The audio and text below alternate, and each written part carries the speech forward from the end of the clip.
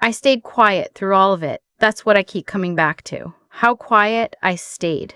When my son called me from Cincinnati that February, his voice had that particular thinness to it, the kind I'd learned to recognize over 40 years of being his mother. Something between pride and shame, pressed flat.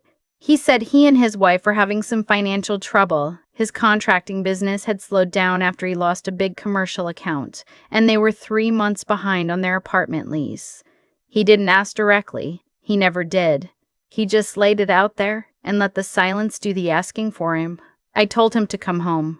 My house in Savannah had 4 bedrooms. I'd been living alone in it for 6 years, since my husband passed from a heart attack on a Tuesday morning in March. He'd been getting ready for his weekly golf game, and I'd been downstairs making coffee, and just like that, 38 years of a life together became a before and an after.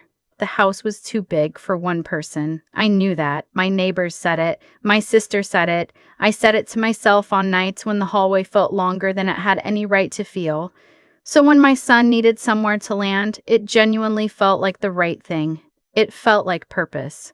His wife. I'll call her by what she was to me, my daughter-in-law. I had met her 4 times before she moved into my house. Twice at family dinners, once at their small wedding in a rented hall in downtown Cincinnati, and once at Christmas 2 years before. She was polished in a way that made me feel slightly underdressed even in my own living room. She had opinions about wine and about open floor plans and about the way people decorated. She said the word aesthetic the way some people say the word important. I noticed all of this. I told myself it didn't matter. They arrived on a Saturday with a moving truck that held more furniture than I expected. I'd assumed they were coming with clothes, some boxes, the basics. Instead, my driveway filled up with a sectional sofa, a king-sized bed frame, 2 accent chairs in a color I can only describe as aggressively gray, and approximately 14 plants in ceramic pots. I stood at my front door and watched my son direct the movers, and I smiled. I showed them to the guest suite, the large one at the end of the hall with its own bathroom and a window that looks out over the backyard. My husband had built the window seat in that room himself, sanding and staining the wood on weekends over the course of an entire summer. I'd always loved that room. I pointed out the extra towels under the sink, the drawer where I kept the good blankets, the way the window latch needed a firm push to close all the way. My daughter-in-law stood in the center of the room and looked around in a slow, measuring way, like she was calculating square footage. Then she said, quietly, more to herself than to me, "It's a little dark in here." I let that pass. The first 2 weeks were fine, in the way that things are fine when everyone is on their best behavior. My son helped with yard work. My daughter-in-law cooked dinner twice and left the kitchen cleaner than she'd found it. We watched television together after dinner, and I felt cautiously like this might work. Then small things began to shift. She rearranged the items on my kitchen counter, moved my coffee maker to the far end, relocated the toaster to a cabinet, replaced what she called the visual clutter with a row of her own ceramic canisters. I came downstairs one morning and stood in my own kitchen and couldn't immediately find where anything was. When I mentioned it, she said she was just trying to help. She said it with a smile that didn't quite reach her eyes. I put the coffee maker back that afternoon while she was out. The next morning, it was at the far end of the counter again. I bought a small red notebook from the drugstore. I started keeping track. My son noticed none of this, or if he did, he said nothing. He worked long hours trying to rebuild his client list, coming home tired and quiet, eating dinner quickly and disappearing to their room. I understood. I gave him space, but that space meant I was navigating his wife largely on my own. The living room furniture moved next. I came home from my Tuesday morning book club. 12 women, a church fellowship hall, coffee and discussion that had kept me sane through the first years of widowhood, and found that my living room had been rearranged. The armchairs my husband and I had picked out together from a store in Charleston were pushed to the far wall. My daughter-in-law's gray sectional had replaced the sofa at the center of the room. The console table where I kept a framed photograph of my husband and me in Niagara Falls, our 25th anniversary trip, the one where we'd gotten stuck in a rainstorm and laughed until we couldn't breathe, had been relocated to the hallway. I stood there for a long moment. Then I picked up the photograph, brought it back into the living room, and set it on the mantel. The next day was in the hallway again. I brought it to my bedroom, and I kept it there from then on my nightstand, where I could see it every morning. My daughter-in-law had, by this point, developed a particular way of speaking to me in my own house. Not rude exactly, more like she had quietly decided I was staff. She would say things like, "We're going to need fresh towels up here," not asking, just informing. She would move through the kitchen while I was cooking and reach past me for things without a word, like I was a piece of furniture that happened to be standing in the way. When friends of hers came to visit, this happened twice, she introduced me to them as the owner of the house, not as my son's mother, just the owner. Like I was a landlord she was doing a favor by renting from. I wrote these things in my red notebook. I had a number by then, too. I'd kept all the receipts, groceries. I paid for all of them every week because my daughter-in-law said they were watching their budget. Utilities, which had gone up noticeably since the sectional and the 14 plants and the addition of 2 people who both showered long. The new guest towels she'd asked me to buy in a color that matched her aesthetic, not mine. The Wi-Fi upgrade she'd said we needed. Month by month, I added it up in the back pages of the red notebook. By the time spring arrived, the number was close to $4,000. My son didn't know any of this. I know that now. I think she kept it from him the same way she kept a lot of things from him. Carefully, quietly, in the manner of someone who is very good at controlling the information that moves through a household. The sliding glass door at the back of my house opens onto a small yard. My late husband had planted a rose garden along the back fence, 6 varieties over 3 summers, with a little handwritten card in the dirt at the base of each bush telling what kind it was. After he passed, I kept them alive myself, learning as I went, talking to them on Saturday mornings the way I used to talk to him. The garden was not beautiful in a magazine way. It was beautiful in the way that things are when they're built out of love over time. In April, I came home from a doctor's appointment to find 2 of the rose bushes gone. Not trimmed, gone, pulled out, roots and all, and replaced with ornamental grass in a low-maintenance arrangement my daughter-in-law had apparently decided looked better. The handwritten cards, the ones in my husband's handwriting, were in the recycling bin. I took them out. I brought them inside. I didn't yell. I want to be clear about that. I went to my room. I sat on the edge of my bed. I looked at the photograph on my nightstand, and I breathed. Then I called my younger sister in Atlanta, and I told her what had happened, and I cried on the phone for about 20 minutes while she said quietly awful things about my daughter-in-law that I will not repeat here, but that I will say I did not disagree with. That evening, I told my son what she had done to the rose garden. He looked genuinely pained. He said he hadn't known about it. He went to speak to her and came back 20 minutes later looking slightly smaller than he'd gone in, and told me she hadn't realized the garden was so meaningful to me and that she was sorry. She did not come to tell me this herself. I added the ornamental grass to the red notebook, not financially, but as a record. A line that said, April 14, rose bushes, his handwriting. The spring turned warm. My daughter-in-law began having her friends over more regularly. I didn't mind this in principle. I'm not a person who needs a quiet house, but she had a way of filling a space such that I felt like the guest in it.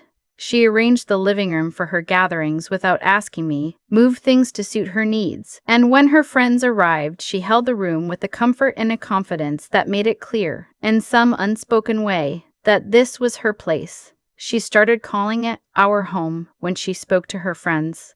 Not, we're staying with my mother-in-law. Not even, we're renting from family. Just, our home. I heard her say it through the kitchen doorway while I was making tea. I stood very still for a moment. Then I made my tea and I went to my room. By June, I had been effectively moved out of my own living space in every way but technically. I spent most evenings in my bedroom. I came downstairs for meals, which I increasingly ate alone at the kitchen table because the living room, with its new arrangement, was generally occupied. My daughter-in-law had taken over the hall linen closet for her things.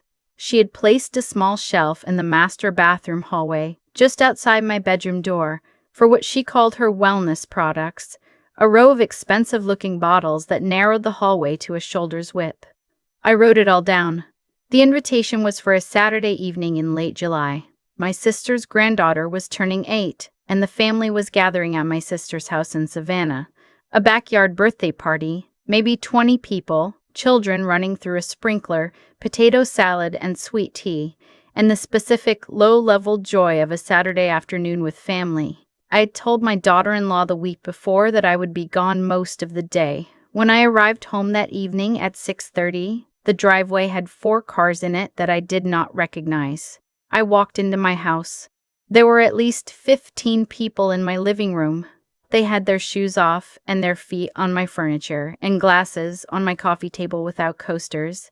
My daughter-in-law moved through the room with the ease of a host, laughing, refreshing drinks. She had set out a cheese board on my dining table. A nice one, the kind from the specialty grocery store, and someone's jacket was draped across the back of the chair where I always sat. She saw me come in. She looked at me for just a moment, with an expression I can only describe as mild inconvenience. Then she turned back to her guests. I went to the kitchen to get myself a glass of water. 2 of her friends were in the kitchen, leaning against my counter, mid-conversation. They looked at me briefly. One said, "Hey." I said, "Hi," back. Then I stood in my own kitchen feeling like I was in the way, like I was the stranger here, and something in me went very still in a way it hadn't before. I went to my room. I sat down. I opened my red notebook. I did not sleep well that night. The next morning was Sunday. I came downstairs early, before anyone else was up. I made coffee and I sat at my kitchen table with my red notebook open, and I did the math one more time, carefully. Between the grocery bills, the utilities, the things she had asked me to buy, the items she had damaged or discarded, I arrived at a figure of nearly $6,000 over 6 months. That wasn't counting the rose bushes. You can't put a number on the rose bushes. I called my attorney that morning. I'd worked with her for years. She'd handled my husband's estate, the house title transfer, all of it. She answered on the second ring because I'd texted her the night before, and she'd said to call whenever I was ready. We talked for 45 minutes. I spent the following week doing things quietly and carefully. I drafted a formal notice, my attorney reviewed it, citing a significant change in household conditions and providing a 30-day notice to vacate. I opened a separate checking account and redirected my direct deposit from my pension and my Social Security into it, so that our finances were cleanly separate. I documented everything I could, with dates, with the receipts I'd saved, with the photographs I'd quietly taken of the rose garden before and after. I did not tell my daughter-in-law any of this. I did not tell my son either, not yet. I knew that if I told my son first, the information would move sideways before I was ready. I needed to be standing on solid ground before I said a word. On a Thursday evening, 2 days before the 30-day notice would expire, I sat down with my son alone. My daughter-in-law was out. I had asked my son to be home by 7, which he was, and when he sat across from me at my kitchen table and saw my expression, he went quiet. I told him everything. Not with anger. I had spent a week working through the anger so I could speak plainly. I told him about the counter, the furniture, the rose bushes, the cards in his father's handwriting. I told him about the parties I hadn't been told about. I told him about $6,000 and the red notebook. I put the notebook on the table between us. He didn't say much for a long time. He looked at the notebook but didn't pick it up. Then he said, "Mom, why didn't you tell me sooner?" I told him that I had tried to, once, about the rose garden, and that it had filtered through his wife and come back to me softened into an apology she never delivered herself. I told him I didn't think telling him sooner would have changed what was happening in my house day to day, because the person driving it was not him. He was quiet again. And then he said, "What do you need from me?" I told him that I needed them to find their own place. I told him I had already served the 30-day notice through proper channels and that I had an attorney involved. I told him I was not asking for a conversation about whether this was reasonable. I was telling him what was going to happen. He did not fight me on it. I want to give him that. What happened next is harder to describe. When my daughter-in-law came home that night and my son told her, I was in my bedroom. I could hear her voice through the wall. Not words, just tone. And the tone was very different from the smooth, measured register she used with me. That tone had an edge in it. It went on for a while. She knocked on my door about 20 minutes later. I opened it. She was standing in my hallway, in front of her row of wellness products, and she looked at me with an expression I hadn't seen on her before. Not angry, exactly. Something more strategic. She said that she thought we had developed a good household routine, and that she wasn't sure what had changed. I looked at her for a moment. Then I said, I think you know what changed. She said she felt the living arrangements had been mutually beneficial. I said, this is my home. I've lived here for 22 years. Nothing about it was mutual. She said she hoped I understood that this would have an impact on my relationship with my son. I said, my son is an adult. I trust him to make his own choices, but he cannot make choices about my property. There was a silence. She looked at me with a different expression then, something flatter, more calculating, and I understood, looking at it, that this was the real face, not the polished one, not the one that said aesthetic and arranged cheese boards. This one. She closed the door. They were out in 26 days. I filed a detailed account with my attorney of all documented expenses. After some back and forth, I will spare the legal details because they are tedious. My daughter-in-law's parents settled the matter to avoid it going further.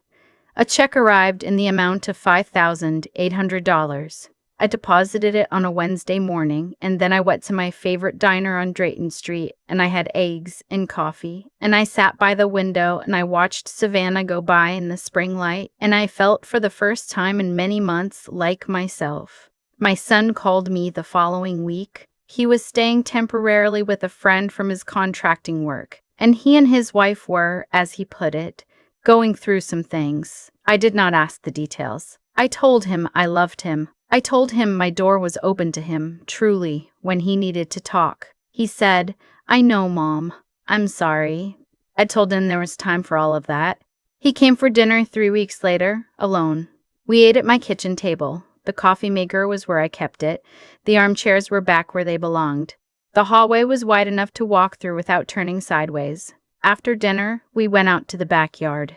The ornamental grass was still there. I hadn't gotten around to it yet, but I had ordered 4 new rose bushes online, 2 of the same varieties my husband had planted, and they were sitting in their nursery pots beside the fence, waiting. My son looked at them. He didn't say anything for a while. Then he said, I'll come back Saturday and help you plant them. I said, I'd like that. We stood there in the evening light, in my yard, in front of the place where his father's roses were going to grow again. He showed up Saturday morning with coffee and work gloves, and we dug in the good Savannah soil side by side for 2 hours. We didn't talk much. We didn't need to. When the last one was in the ground, he pressed the dirt firm around the base with his hands, and I stood up and looked at the row of them. And I thought about my husband's Saturday mornings and his handwriting on those little cards. And I thought about how long some things take to rebuild and how that's all right. It's all right. This is still my home. I know that now the way I should have known it all along, not just on paper, not just because my name is on the deed, but in the way I walk through it, the way I set things where I want them, the way I decide who comes through my front door and when. I am 67 years old. I spent 38 years learning how to love someone well, and 6 years learning how to live without him. I know what this house is made of. I know what I'm made of. Nobody gets to make me feel like a stranger in the place I built my life. Not ever again. I've thought a lot about cause and effect since all of this ended. Not in any grand philosophical way. Just the plain, quiet kind of thinking you do when you're sitting in your own living room again.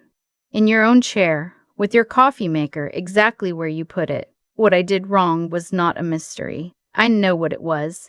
I let generosity become a habit that required no reciprocity.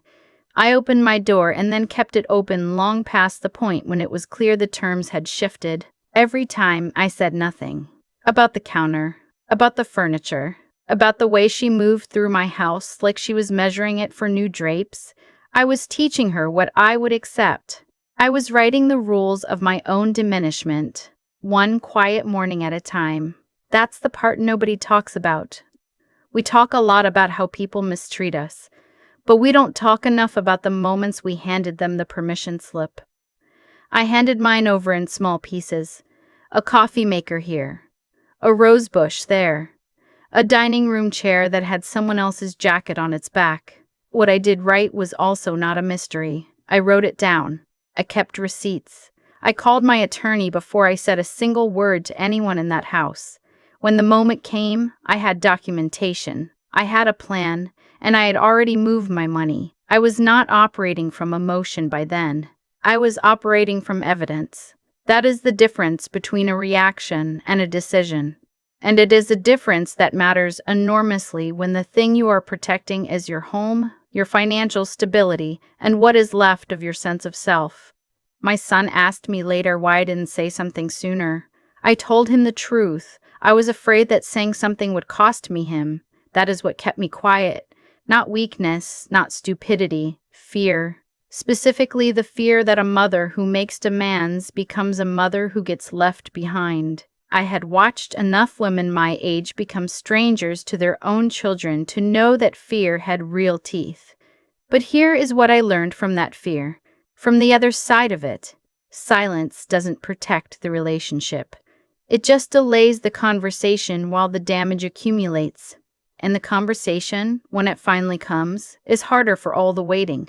My daughter-in-law didn't change because I was patient. She escalated because I was patient.